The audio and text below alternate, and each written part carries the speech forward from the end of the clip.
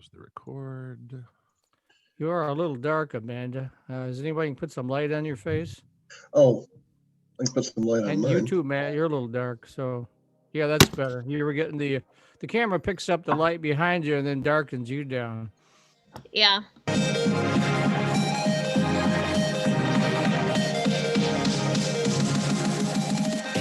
Welcome to M Squared Techcast, a live internet radio show offering the latest news and interviews with the people driving business, technology, and politics in Michigan. Now, your hosts, Matt Roush and Mike Brennan. Hey, it's Matt Roush, And Mike Brennan. and we're back with another Monday edition of the M Squared Techcast. Of course, it might be Tuesday, Wednesday, Thursday, any day at all when you're watching this, because we are a podcast, and you can pick us up anywhere podcasts are distributed. Yeah, I mean, even after we're live, we go on Facebook and you'll get 1,000 or so viewers. So that's pretty good, I think, for a couple of old news guys. So Yeah, a couple old tech reporters. Right? Yes, the first half of the show, the theme is Power of Women, and we have one of those with us here, Amanda Luan, who, gosh, I've known you since you were a diva way back when, and you did, what was it, Michipreneur? That was one of your publications, right? Yeah. I used to blog a lot and podcasts, and now it's the normal for everybody, right? Yes. Yeah, pretty much. So, but one of the things that you did that impressed me was you're the same age as my daughter, and so she hasn't created a big real estate empire like you have, but maybe I'll give her a little time to do that, right? So you have Bamboo Detroit, which you've been doing now for what, 5, 6 years, something Yeah, like that. Bamboo's been around about 7 years. We started it in 2013 when folks were kind of just starting to come back downtown and move their offices down here. And then the first pandemic we've been through. I don't know about you guys. And Well, then now we're Well, I was expanding. going to say, I wasn't around. I'm old, but I'm not old oh, enough I to have thought been you were around in in the 1918 1918. pandemic, No, man. no, Oh, sorry. okay. Yes, I was serving in the know? Great War, and yeah. Right. Well, he's wearing his army uniform there, the green and everything. Yeah, So my anyway, let's talk a postmark little was. bit before we talk about what the other thing you're working on. Let's first, though, I always assume that folks don't always know what our guests do. So let's talk a little bit about what Bamboo Detroit is, what it does, and then we'll talk about what you're doing in Royal Oak. Yeah, so Bamboo, we started in 2013 because there wasn't a space for people to go and work on new ideas. We always wanted to be a co working space, a flexible space to start and grow companies. Since then, have grown to we now have about 20,000 square feet downtown and opening our second location shortly next year. But what makes us unique is that flexible space and our programming and our community that helps usually a lot of entrepreneurs and creatives get started and start growing and tap into a network that supports you. So it's for us, it's really not just about offering flexible space, but that support that you need to really make it on your own as a business owner. Mhm. Uh, So, go so ahead. what kind of trends are you seeing in this market in terms of co-working spaces? I know, obviously, with the pandemic, people are worried about congregating in groups with people who aren't in their immediate households. So, how's that affected the business? Yeah, so I think like everything in commercial real estate, we obviously took a hit. But I will say that co-working, it's not what people think of. I think they think crowded, busy spaces. Mhm. Detroit really isn't full of crowded, busy spaces in an office sense term. And so it's actually mostly a mix of private spaces, private offices, space for teams 1 to 2 people, and then you share common areas. So there are some spaces where you mingle and some spaces where you're private and set apart from everyone. That being said, we've really encouraged, we have had mask wearing and social distancing and, sort of removed some of our seating and made that response to COVID immediately back in June when I think all of us were sort of reopening and readjusting. And so we do have people who come back to the office. They usually need a day out of the house to just have safe space to live stream, to record. Maybe they have kids at the house or they have a busy household. So it's definitely been slower, but we also, we expect that until we get through this pandemic. So, how do you handle that when people do come in? How do you keep that social distancing? Do you require masks? What all do you do? Yeah, so when you walk into our building, a mask is required to enter. And that's been the case since before it became a mandate. We knew our landlord started implementing that right away. And masks and social distancing actually work. We've been open since June, have had no incidences. We also require health screening. So, similar to a restaurant, we actually have QR codes up so that you just scan it, fill out a health form. And most of our members, because you are a member, you sign a contract with us, you are a part of a community, they treat it like their home. They treat it with respect. It's not a public space like grocery shopping or a grocery store. And so everyone follows the rules and we enforce the rules. We have managers on staff that monitor that and make sure everybody is following rules and also kind of clean and can manage the space regularly, where I think that's a challenge with normal offices. You don't have that facilities team usually to help manage all of that. And then how many, do you have a limit on how many people can be in there at any given time or not? We monitor it. We never have more than a handful of people across all the floors right now. Mhm. Most people who used to come into an office every day now come in once a week. So it's been very scattered and slow, which is good and safe. And we used to host a lot of busy events. We don't host any events in person anymore. We do that all virtually to support Mhm. people. So if you are working from home or you are taking that one day a week to come in, you're still connected to community, to grants, to resources.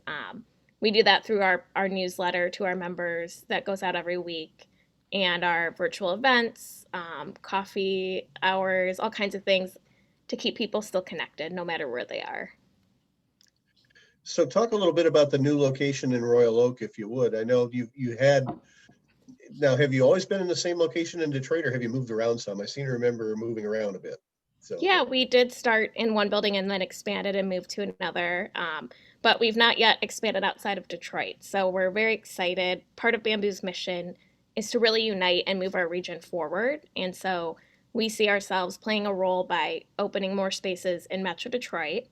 And our first one will be in downtown Royal Oak. We're right on Main Street, 220 South Main. It's the old historic furniture building, Bright mm, Ideas, that we mm. were able to purchase and renovate, so going from retail to modern co-working space.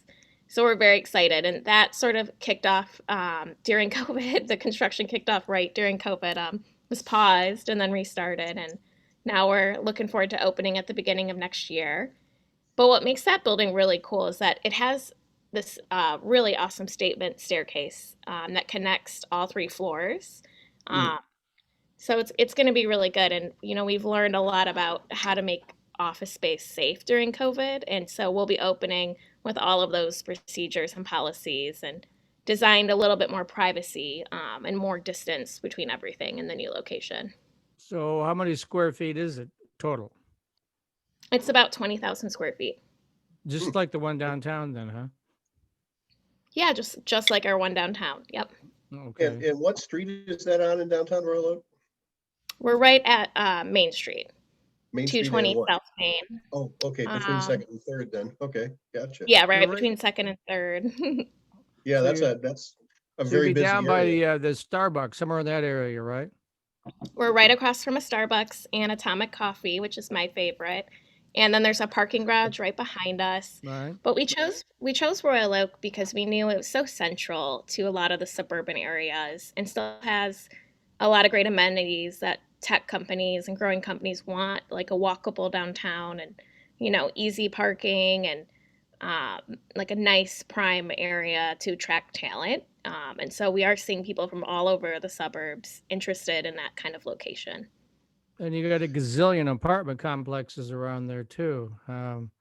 Those high-rise complexes. When I lived in Royal Oak a long time ago, and none of those were there. So it's amazing how much Royal Oak has changed over the few years here now. So,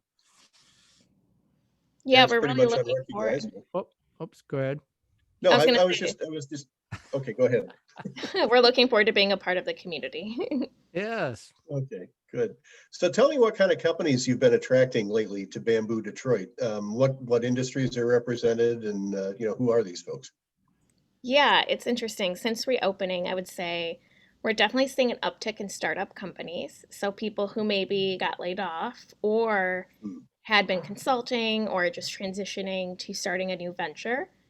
So we've seen a variety of new companies forming, and a co-working space, whether you're getting a virtual office or a physical presence, you get your mail address here and can access everything and get started.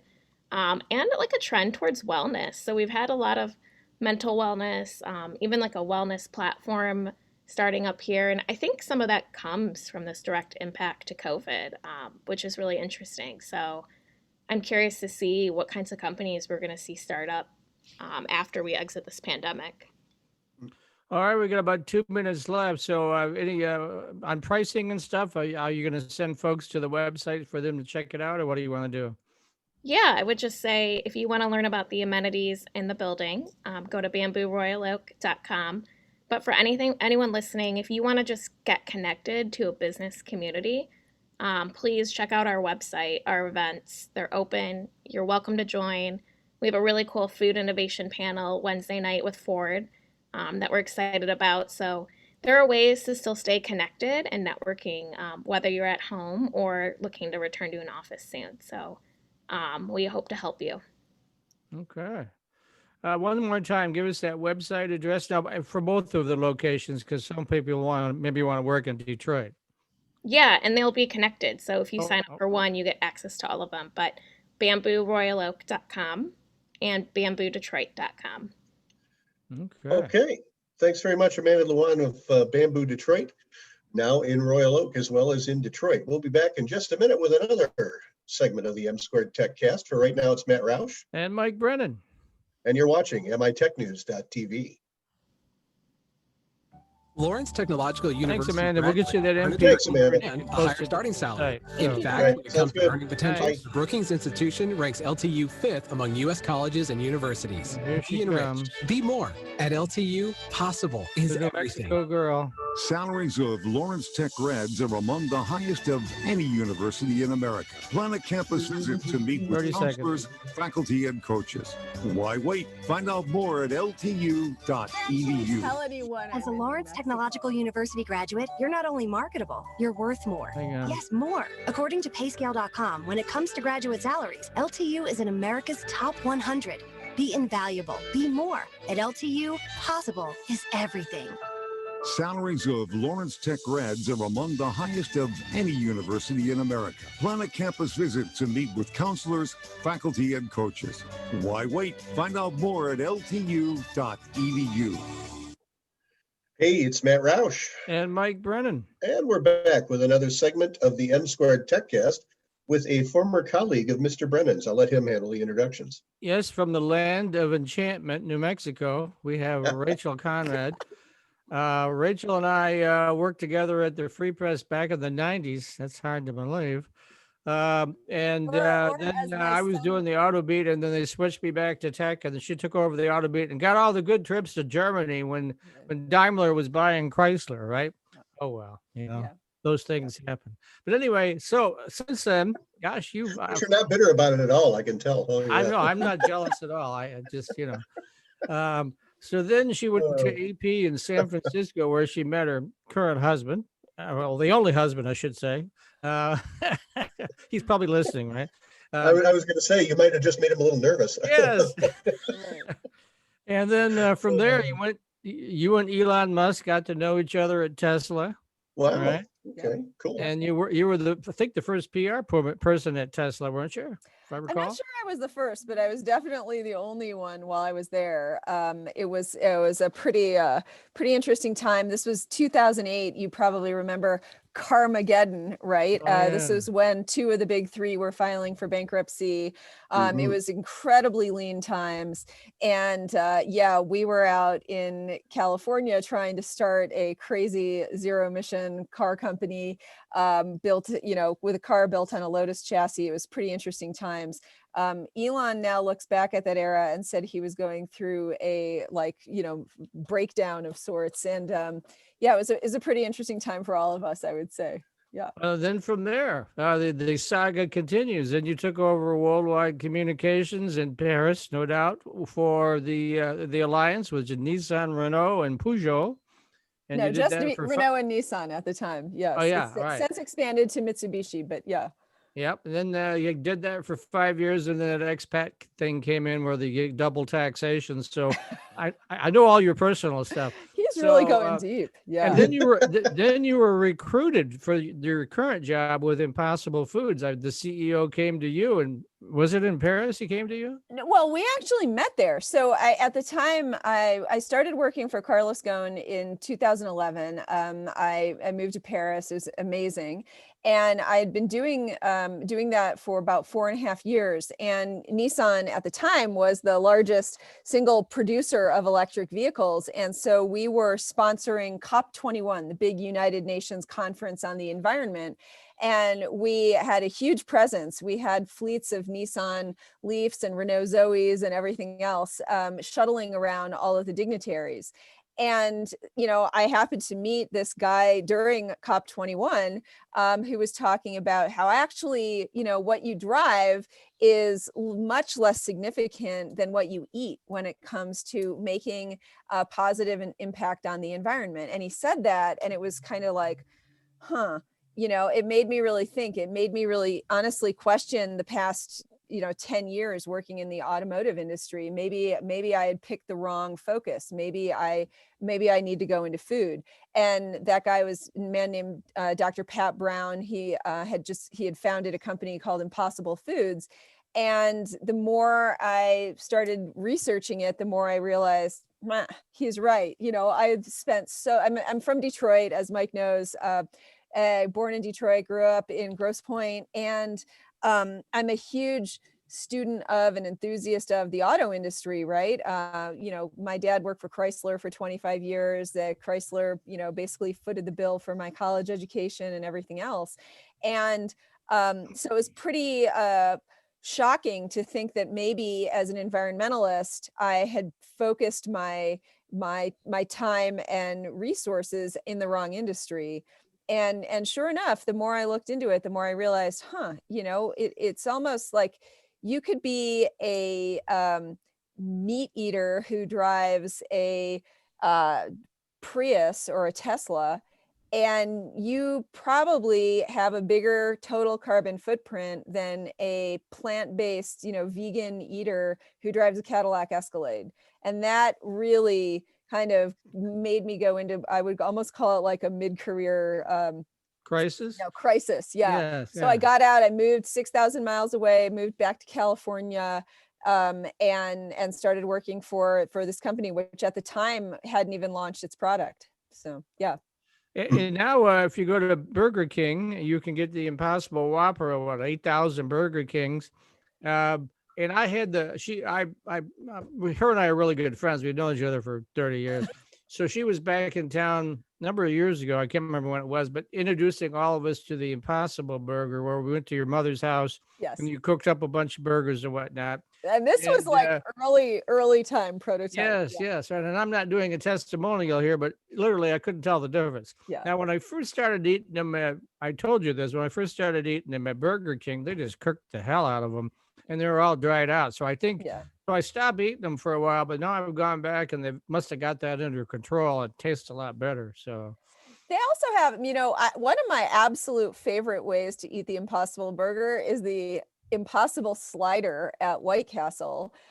They do a great job. And, you probably know this about Burger King. They cook everything on a flame broiler, right? So everything goes through the flame broiler at the same pace. Whereas at White Castle, they make them right there, hot to order on a separate grill. And, there's someone back there cooking them, and they'll get them to you however you ask. There are also some places like Cheesecake Factory and Red Robin and others that will actually ask you, do you want that rare, medium rare, medium? So you can get it any way you want. But now you need to just go buy it at Kroger. You can get it at Kroger, Trader Joe's, Walmart, Target, a lot of places. And then you can cook it at home, and you cook it exactly the same way you cook ground beef from cows. Just, throw it in your lasagna, your chili, whatever you want, not just burgers. So you can go well beyond burgers and cook it at home. It's really fun. Okay, so what has been sort of the evolution of this in terms of other products? Are you getting into other products besides just burger now? Yeah, absolutely. So make no mistake, the goal of this company is to replace every animal that is currently in the food system. So you're talking steak, chicken, fish, milk, everything.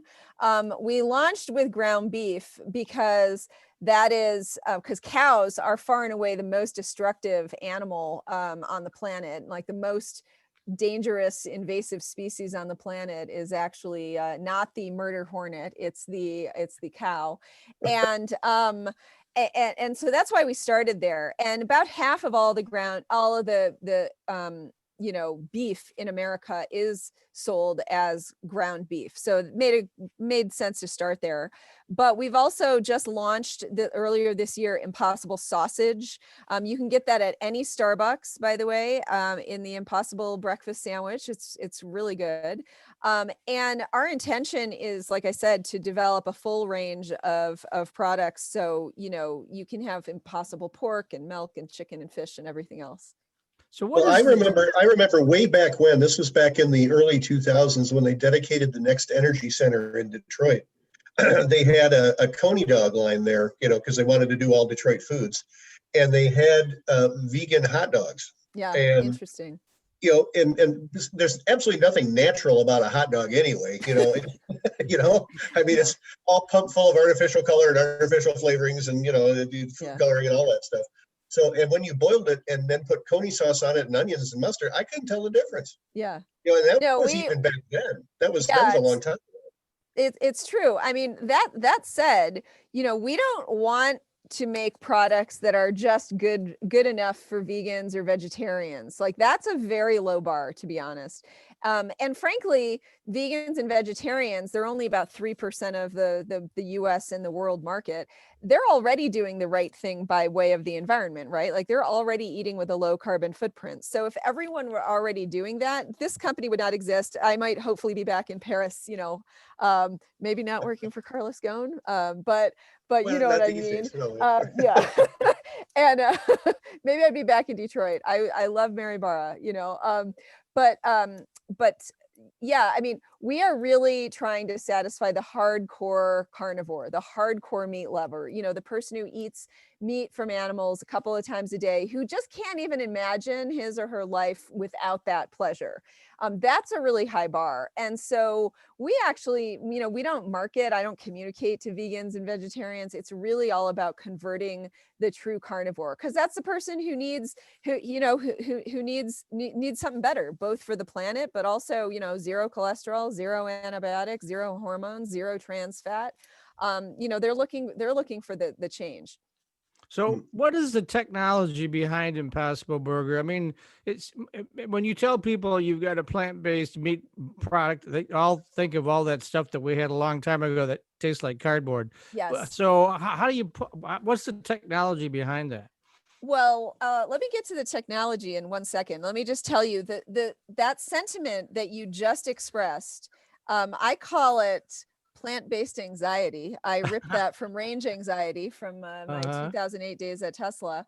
And it's a true thing. It is probably the number one challenge that I and the, marketing and sales teams face at Impossible Foods is this idea that with a lot of people, about 2/3 of Americans, by the way, have what we call plant-based anxiety or plant-based skepticism. And what that means is basically, just like you said, Mike, back in 1997, you were at a frat house barbecue, and at the time, your crazy vegan girlfriend brought you some Boca burger, some quinoa sprouts sticking out of that thing, and you ate it and it sucked. Okay. And you will never eat plant-based food again. That's a technical term, by the way. So yes, yeah. But it's a real thing, and so you have to get over that. You have to try Impossible, because it truly is a very different product from the other, the veggie burgers of yore, right? And let me tell you why. So Pat Brown was a 25-year biochemistry professor at Stanford. He knew quite a bit about virology, epidemiology, biochemistry. And he had this hunch that the reason why animal meat tasted the way it did, so craveable, so unique in our diets, it was because of the high concentrations of a molecule called heme. And heme is basically this oxygen carrying molecule. It's what makes your cheeks red and your lips red. It's found in very high concentrations in mammal muscle, because you need a lot of oxygen in your muscle, right? And so he said, wow, if we can just, heme is found in everything. It's literally, ubiquitous. You already eat heme, billions of times a day, in anything you eat, whether it's broccoli or lentils or meat. But it's found in very high concentrations in mammal muscle, AKA meat. And so he said, why don't we take the heme that's already naturally found in other things that we eat, and then add that to a convincing reverse engineered recreation of, in our case, the burger itself. And so that's really the secret sauce, is the heme that we use to make our product. And we're the only ones who do that. That's why the Impossible Burger really performs very differently than any other product on the market. It other than ground beef itself. It is really, really comparable. And a lot of people, frankly, even like our product more than ground beef, than old meat from animals, because we don't put in a lot of stuff that you might not want. There's kind of this fantasy mythology that's like, oh, beef, it's just perfect. Actually, when you drill down, there's a lot people don't like about it. They obviously don't like the cholesterol, the hormones, the antibiotics. They don't like the gristle. They don't like the fact that you have to be precise about cooking it, or you're exposing you and your family to risk of foodborne illnesses. They also don't like the fact that it comes from an animal, frankly. Like you Mike, you have, your daughter at some point, somewhere between the ages of about 6 and 12, virtually every kid goes through this period where they're like, wait, Chicken McNugget is Big Bird?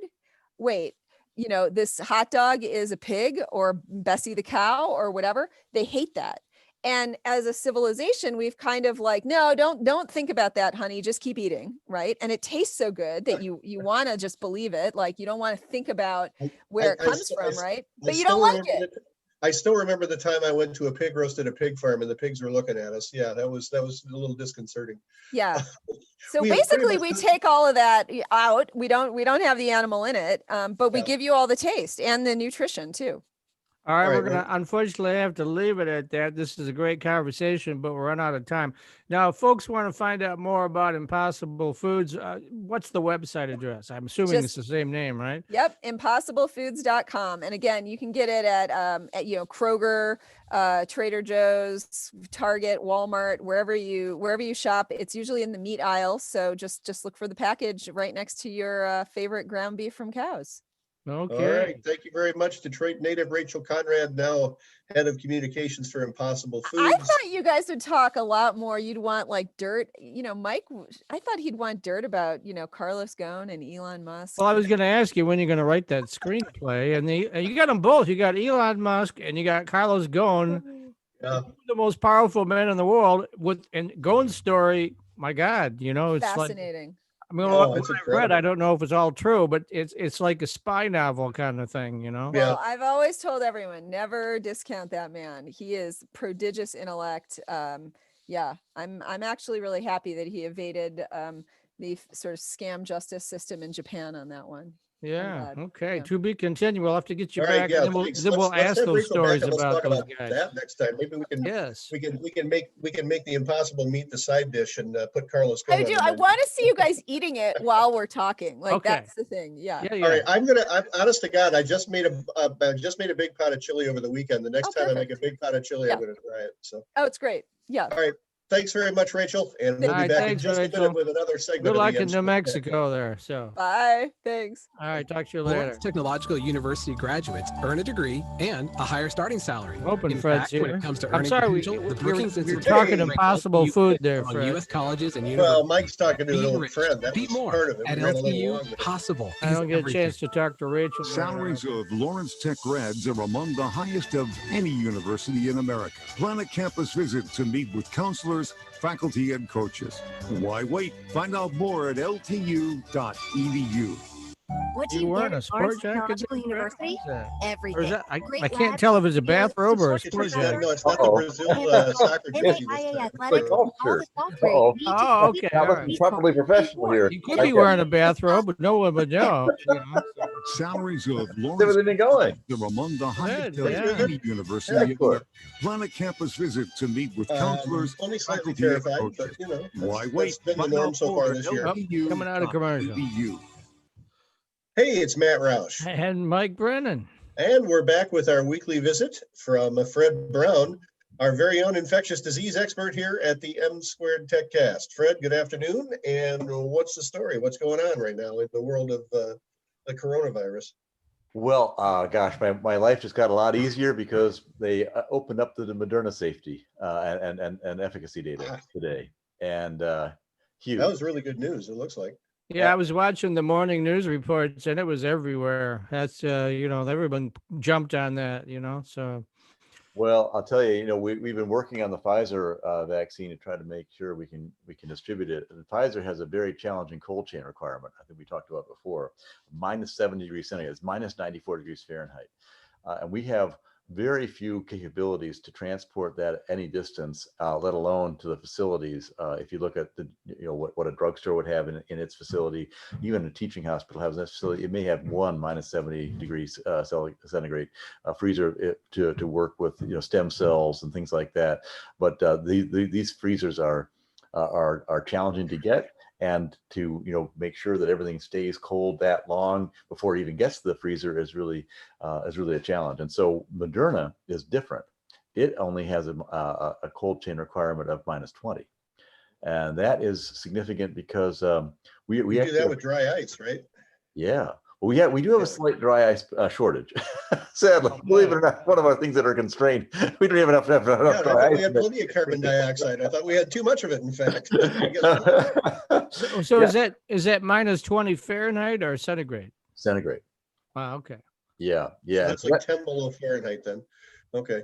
Yeah, and it turns out we're dealing with messenger RNA, and these things are incredibly fragile, right? The DNA double helix, the reason it was so hard to even figure out what that looked like is because we didn't even anticipate that van der Waals forces were going to, pull something together that was that significant to human existence. So we can't, when Watson and Crick, when they constantly kind of looked at the double helix structure, we didn't think that was really even viable. But in fact, a biological system is sort of nice. It just barely holds together, and then it is able to open up and replicate, which makes it all work.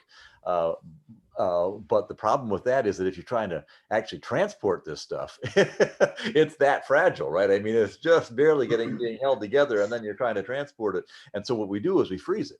And we freeze it at they go ultra low, or even cryo levels. Cryo levels minus 170. At ultra low is minus 70, and at that point, it stabilizes, and so we can transport it. Otherwise, if it gets exposed, it completely sort of crumbles up, and the efficacy of the vaccine just dissolves, literally and figuratively. So that's why we have this ultra cold chain.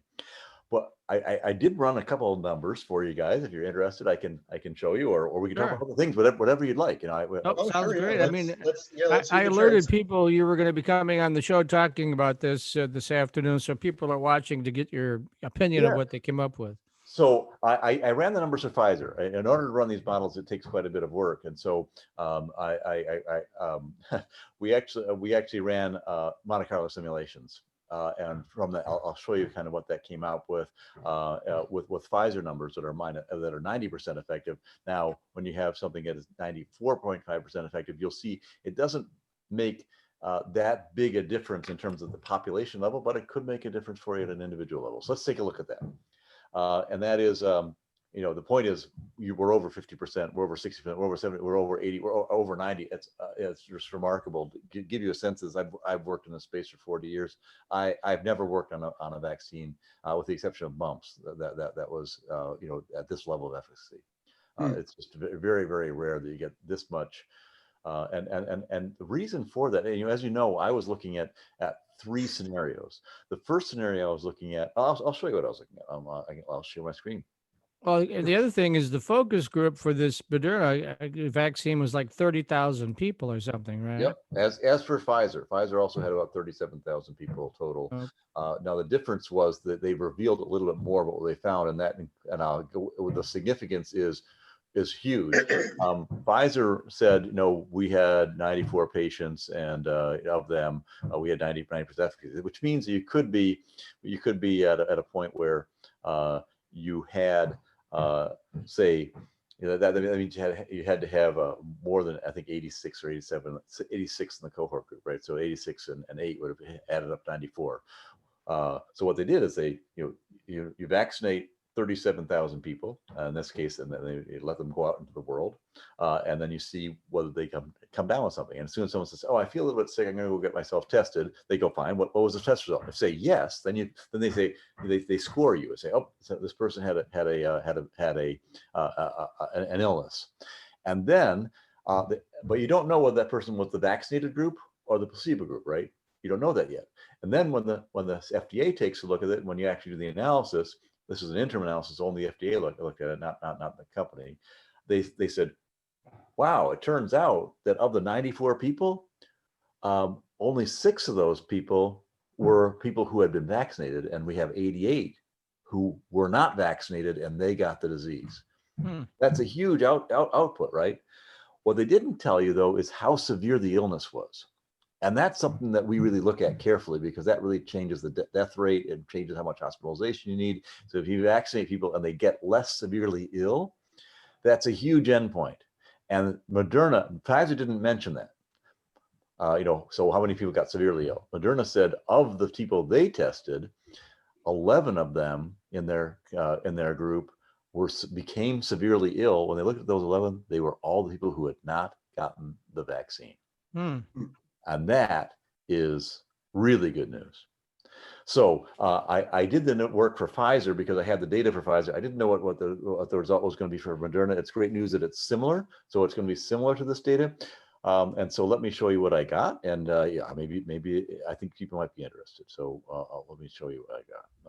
I'll share the screen, and I'll try to go through pretty quick because this takes a long time. Unfortunately, this takes a long time to explain. We may have to have another session so that people, understand it. But I was following, as you know, 3 basic scenarios. The first scenario was get lucky, and that meant that we were counting on a vaccine, and basically the United States followed the strategy. They said, we're going to get a vaccine. We don't have to worry about anything else, and as a result, we have huge illnesses, and it was a huge bet. But if you win on the bet, you don't have as many deaths. You're able to open more quickly. You're able to have the V-shaped recovery. And initially, in April, I was skeptical because I've done a lot of vaccination. I've done a lot of vaccine development work in my career, and you don't want to count on a getting lucky scenario. It's fine if you kind of make a bet and you say, if I win the lottery, I'm going to retire next year, but I better keep working just in case. We didn't keep working. We just said we're going to go for the vaccine. We're going to go for the lottery win. And you know what? I think we're going to, now you can see, I went from 20% chance of that happening to a 70% chance. And now with Moderna, I think maybe as high as 90% chance we're going to have 2 vaccines in about December 20th, December 20th, kind of around Christmas. Well, that'd be a nice Christmas present, huh? I'll tell you, it solves so many problems for me. I'm so excited about this. I can't tell you, because what happens now is that before I was having to deal with Pfizer, very difficult cold chain, single manufacturer. Maybe it works, maybe it doesn't. We're not sure about all the results. Now we got 2 indications that things are working and 2 options, one of which is a little bit easier to manage. So this just open. I'll tell you, I slept for the first time well in a long time. I'll do that for the first time in a long time. I did say we should continue to try to play the marathon, and you'll see why in a little while. And I did say that brutal was going to be that's really not what you want to go for. I think a lot of states fell into that inadvertently. They kind of said, well, we'll wait for the vaccine, we'll wait for and ultimately they started to realize, wow, we're having a lot of deaths, and maybe we'll get to a point where they have so many illnesses that we'll be able to prevent the infection. Well, that pushes you too far when you do the math. You don't want to have that scenario. But sometimes you fall into it because you pursue the get lucky strategy and you don't hit the get lucky strategy. That's like, playing the lottery, not hitting it, having gone on, having challenges getting back into the employment range. So at any rate, that's what I was looking at. And the reason I didn't predict this, I knew it was possible, but I didn't predict it was because you had to actually predict a revolution in science. And you don't really want to count on that. But I think right now we are actually in a revolution of science. And let me show you this slide in better detail here. And basically, it's a period of time where we actually have synthetic vaccine capabilities. What that means is you actually have the ability of a bacteria or a virus to infect your own body and control it, and then allow that disease to become present at a certain level, at least antigens to that disease, not the disease itself, at a certain level, which causes you then to create defense mechanisms that are permanent. And, just think about that, right? I mean, that is just awesome technology.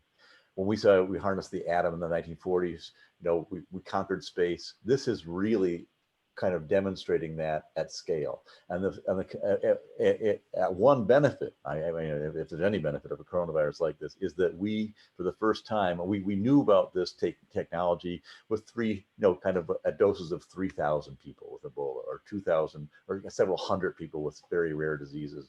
We've done, and right now today we do some gene therapy work. We're talking about, drugs that cost $200,000 a piece and a dose, and you take it at once and you're cured from disease. But we're only manufacturing like 400 doses a year of this stuff. So this is the first time where we said, let's try it for 1 billion people, right?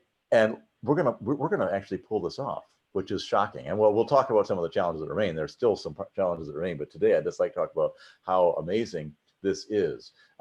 And what that means is and it goes beyond vaccines. This is something we've been working on for cancer. It's something we've been working on for antibiotics, for protein deficiencies, for carbohydrate deficiencies, for genetic disease. I mean, this is really a fundamental shift in our ability. And because we were under so much pressure, the regulators shifted their oversight of this as well simultaneously, which really allowed us to get unprecedented results. So what this bet was that 3 things. Number 1, we can completely change the sweet spot of vaccine development and what we're able to discover and use. We completely change the process by which we select those compounds. And that, by the way, we're going to change the entire regulatory process as well. So I can show you that, or I can show you what some of the results are. What would you like to see? Some of the results or the models? Well, yeah, so here's, so if you're, I think, have I shown you this? I think I have shown you this. So let me tell you about some of the models. Yep. So we've got this great vaccine, right? Mm-hmm. The question is, how great is it? And there are 4. This one you showed us last week. So I showed you this. So let's take a look at these 4 dimensions, right? Safety, efficacy, scalability, durability. I have some new thoughts about this. We've run some numbers. So there are 2 kinds of ways a vaccine can be effective, right? And you've just heard them say we're 90% effective. But what they didn't tell you is it really matters what that endpoint of efficacy means. And there are a lot of different endpoints of efficacy. So on the bottom of the slide, it says reduce mild symptoms, reduce severe symptoms, reduce the length of disease and transmission, reduce the length of general transmission, right? That's a spectrum of efficacy. And Pfizer could be telling the truth, and have something that really isn't very helpful to us, and or it could be revolutionary. And it really matters what you're testing for. Right now, we are testing for reducing mild symptoms. And the reason I say that is because Pfizer and Moderna, and in fact, every vaccine in development right now is only asking people, so, do you have any kind of symptom? If you have any kind of symptom, and in some cases they say, well, you have to have 2 of these, and you have to have at least a cough and a fever. If you have a cough and a fever, that's enough. You go to the hospital, you get checked out, we'll take a test, we'll see whether you got COVID. That's a pretty mild symptom, or if you lose your sense of taste and now, if you're talking about fainting and not having enough blood supply to vital organs, and your lips are turning purple, that's a different level of saying, okay, you come to the hospital and get tested, right? And if you're stopping that kind of a symptom, that's a very different kind of clinical endpoint, clinical test, than just saying I got a case of the sniffles. So that's the fundamental difference of an endpoint, and then you can start to check whether or not that endpoint has been achieved or not. So suppose our endpoint, in this case, it's not the case, but let's make it simple, right? If our endpoint we chose was we want to have at least a 50% impact, which was what we said we wanted, at least 50%. The FDA said, you have that, we'll approve you. So suppose you have 2 things you're looking at. One is rate of transmission, and the other is whether you're reducing death rate. If your RT, that's the rate of transmission, is 3, then after 10 generations, you're going to have about 100,000 infections from one infection. That's a lot of people you can infect in 10 generations. You're talking over the course of a few weeks, right? Now, if you then reduce the death rate through your vaccine from say, and you have a 1% death rate to a 0.5% death rate, then that means you're going to have 1,000 deaths, right? 100,000 people of that 1% die. 1,000 people die. I reduced that by 50%. Now I'm down to 500 deaths, right? That's a 50% reduction, which is a great outcome. But if I had tested for something else, if I'd actually looked at reproductive rate and not looked at it and not been so interested in fatality rates, suppose we have an R, that's the reproductive rate, of 3. After 10 generations, you got 100,000 again. Now, if R reduces by 50% to 1.5, and you do all the math, you only have 2,800 infections after 10 generations. Just think about how impactful that is, right? Because you're just not reproducing as fast. Then if you keep the same level of fatality rate, right? You didn't look at fatality rate, you're still at 1%. All of a sudden, you've gone from 1,000 deaths to just 28 deaths, right? Wow. That's a 97% reduction in the disease. So that's the difference between a clinical endpoint that says, I'm going to go after symptomologic kind of effect versus I'm going to go right after the virus itself. I'm not going to let that virus get to anybody else anymore. I'm going to kill it. And that's one thing helps us live longer. The other thing, and then stops hospitals from filling up. It really reduces the impact on our health system. The other fundamentally affects the virus because they can't find anywhere else to go anymore. So so endpoints are important. So watch for that. Watch for that. And right now, sadly, all you're going to find is, okay, we were able to reduce mild symptoms. That's all they tested for. So it's going to take us some time and additional testing, and we'll find it out eventually to find out what the actual impact on transmission was, and whether you're really impacting the super severe symptoms or not. It turns out that if you only affect transmission, if you only say cure the sniffles and transmission doesn't decline, it could be that you're actually going to increase the amount of virus you've got, right? Because no one's going to go get treated for it. No one's going to stop. All I got is a sniffle. I'm going to go out to the bar and have a good time. You could actually start having more and more of this virus in place, allowing more and more mutations to occur, and maybe finding you eventually get to a superbug. The other issue that we look for in this space is antibody enhancement, where you actually the vaccine actually is encouraged by the immune system to reproduce, and we're looking for that quite carefully, and we actually stopped a trial because we thought we had an enhancement, and we'll get into that in a second. So does that make sense about efficacy? And here's what happens. So let's run some numbers. We run the models. These are very advanced models. They're just out. I just did it myself, and I simplified it a little bit because I know it's still confidential. But basically, what we said was we're right now at closing in on 1,500 cases a day. I'm sorry, deaths a day. We were between 1,000 and 1,500 deaths. We probably will increase that to slightly over 3,000 deaths per day by January 15th or so. Wow. That's a shame. That's how bad it's going to be. It's going to get bad. Now, the only thing that doesn't cause it to go to 7,000 or 8,000 is because I think we're going to have enough hospital beds if we act fast. I think we will. But if we don't have a hospital bed, you're talking about double that. So hopefully that won't happen on a huge scale. I don't think it will, but it's still a scenario that's possible in a very bad situation. So suppose we go up to 3,000 deaths and we start to march our way down the curve after a while. I think we will. I think we'll have better policy. I think people will start to, after Christmas, people will start to naturally retreat into their homes a little bit more. And we're moving down that curve, and we introduce the vaccines as we think we will end of December. The EUA is going to take till the end of December.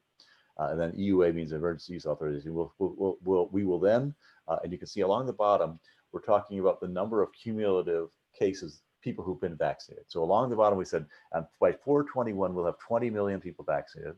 By 9/21, we'll have 102 million. By 11/21, we'll have 195. And by 4/22, we'll have 242 million vaccinations. Now, I don't think that we're going to ever get to that level because there are enough people who are against vaccines and holding back and thinking about things before they want to get the vaccine. I don't think we're going to get to 242, but this is just, what's theoretically possible.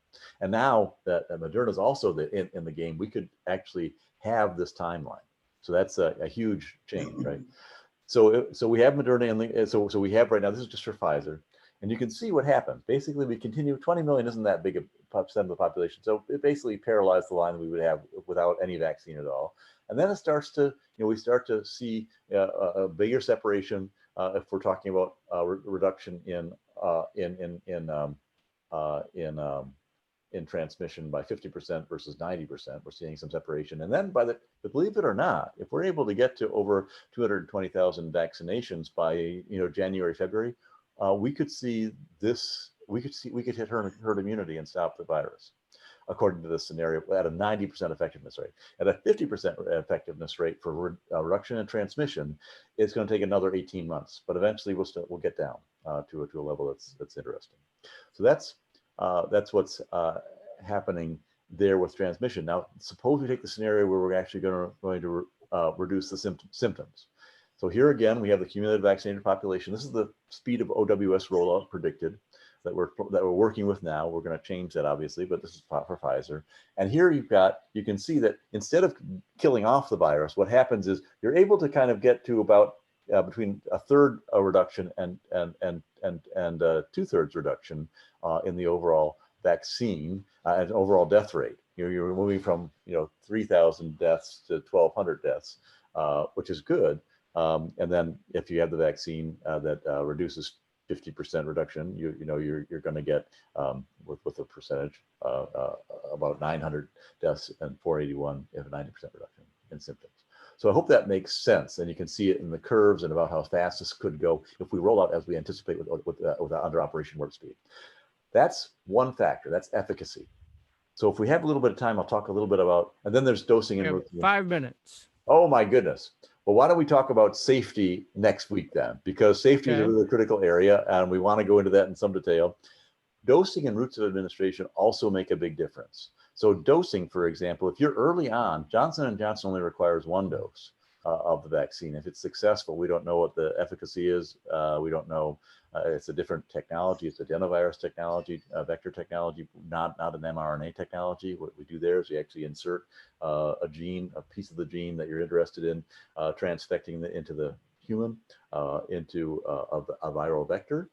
Take out the virus that's in the vector, put in the new one that we're interested in, inject it in, and that virus infects. Johnson & Johnson only needs 1 dose versus 2 doses. So if you're early on and trying to control the virus, 1 dose versus 2 doses does 2 things, right? Number one, it gets you immunogenicity 28 days faster, because you only have to have 1 dose and you're going to get immunogenicity versus having to wait for that extra dose before you really achieve it. The second thing it does is it doubles your capacity, right? Because you're moving from 1 dose to 2 doses. Same machine can produce basically in a simplistic way much more effective dose. So initially, it's very important between 1 dose, 2 doses. Eventually, the 2 doses catches up, right? Because you've got enough capacity, you're not constrained, you've got people interested in it.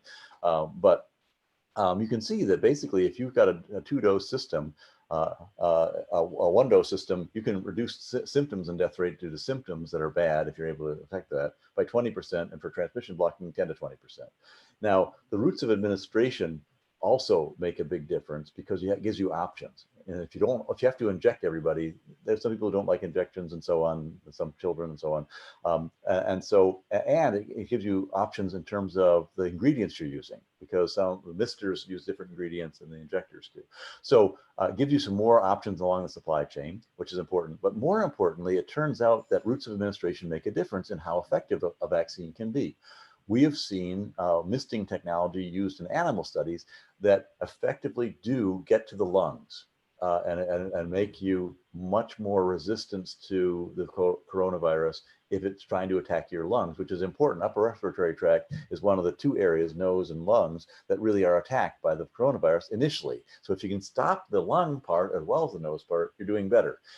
Turns out if you use intramuscular, it's very strong in the nose, but not much in the upper respiratory tract. If you use mister, we're seeing evidence that we're actually going to get a better overall level of immunogenicity and effectiveness in the drug.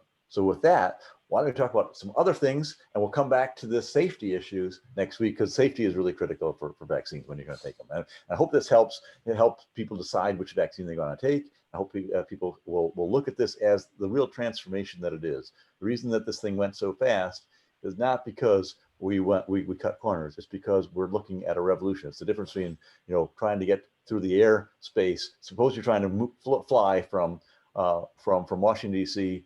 to London. Well, now we have a jet plane. We don't have to use propellers anymore, and it's that much faster.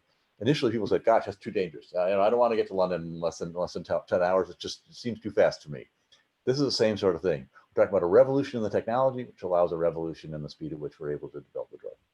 With that, about two minutes left. Let's talk real quick about, Governor Whitmer. Yes, absolutely. On Wednesday, we go into this sort of semi-lockdown with some restrictions, or a lot of restrictions, actually. And I think what she's trying to do is make sure people don't have a big Thanksgiving feast with everybody there and driving in and flying in and all that jazz. So then we'd have a super spreader event. So what are you thinking on that? Is that a good idea? Yeah, it is. I think it is. What's happening is, I told you last time, we're getting to a doubling rate that's pretty dangerous.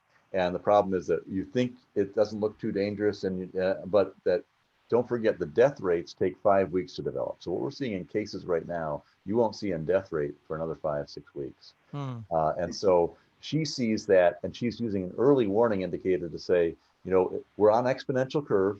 The cases are going to go up.